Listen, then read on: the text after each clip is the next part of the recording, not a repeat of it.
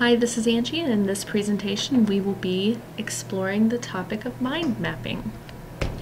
What is mind mapping? According to this dictionary definition, it is a method of representing ideas with related concepts arranged around a core concept.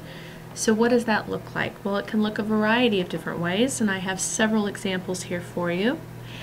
It can be hand-drawn, as it is in this one on time management. You can see here that the core concept is time management, and the mind map is broken into different aspects of time management, such as the tools that you would use to manage your time, ways to maintain work-life balance, choices you make in regard to time management, issues involved, and so on.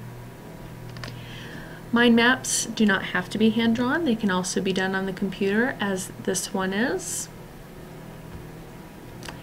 And here is another example of a mind map done on a computer. The core concept being how ICT can accommodate learning styles.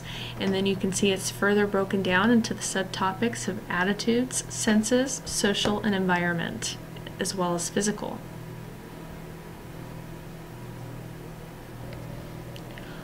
When do you use mind mapping? There are so many different uses for mind maps, and these are just a few of them.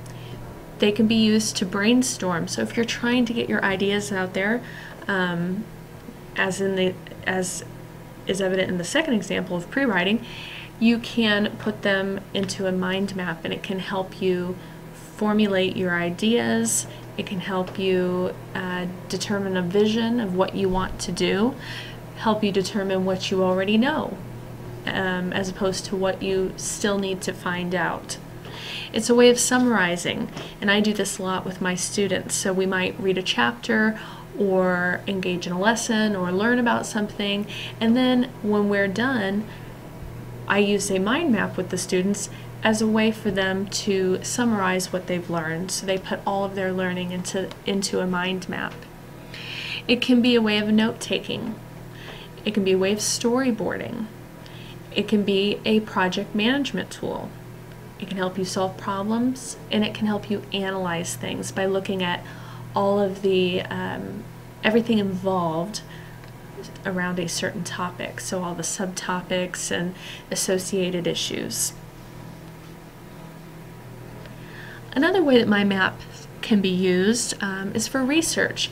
And so one of the examples of how it can be used for research is for literature reviews, as is in this example. So this particular mind map represents the topics within a literature review. And you could actually take this a step further by including actual articles and citations within this mind map. And you can also do the mind mapping prior to doing your literature review. So if you're looking at a topic such as technology and pre-service teacher education, and you are not sure exactly which areas to start investigating at the beginning of your literature review, mind mapping can be a way for you to explore all of the concepts that fall under that umbrella of, as in this example, technology and pre-service teacher education. So it can help you create categories that you might use to search for articles. There are many benefits to mind mapping. They help with comprehension and retention. They help you recognize connections and relationships between concepts. They're an efficient way to take notes, and they help you plan and organize. Our brain naturally wants to associate things with other things, ideas with other ideas. That's the way our brain naturally works. So mind mapping is a way to visually represent how our brain is already thinking.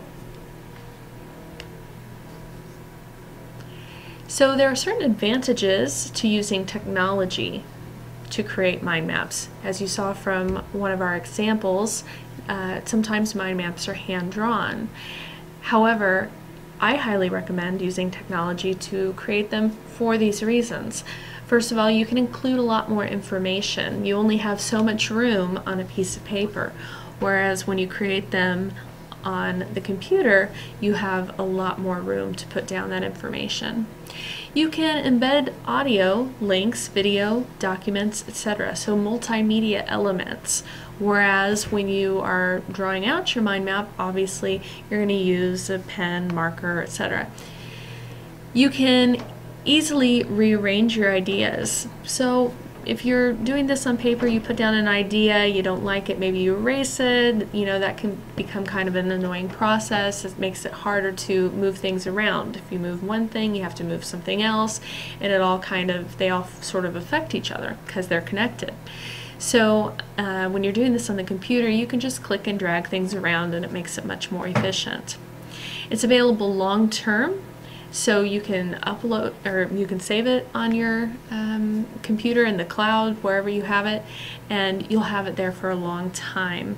You don't have to worry about losing it. You can easily update it. You can easily share it with other people so that you can perhaps even invite them to collaborate with you and work on the mind map together, which again would be much more difficult if you were doing this with paper and pencil. And it's easily presented as well. If you create a mind map on paper, you have to blow it up into poster size if you're going to present it. If it's on the computer, you can just project it. This is an example of what a mind map of this particular presentation might look like, and I know that that's kind of difficult to see. I'll share this in Google Plus with you, but this is essentially the very same presentation that I've been giving, except it's organized as a mind map. So you can see here we have the different things that we've discussed, such as the definition of mind mapping, the uses for it, the examples, the advantages, but it's all nicely connected in this mind map. There are many, many, many mind mapping tools available to you, and these are just a few of them that I would recommend exploring.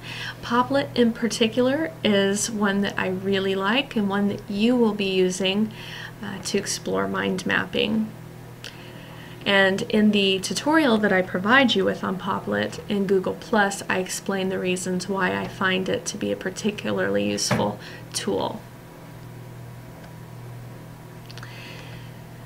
So you are going to have a mind mapping activity, but Dr. Harnish will be explaining this to you in more detail. So we're going to end this presentation here, and I will wish you good luck with your mind mapping.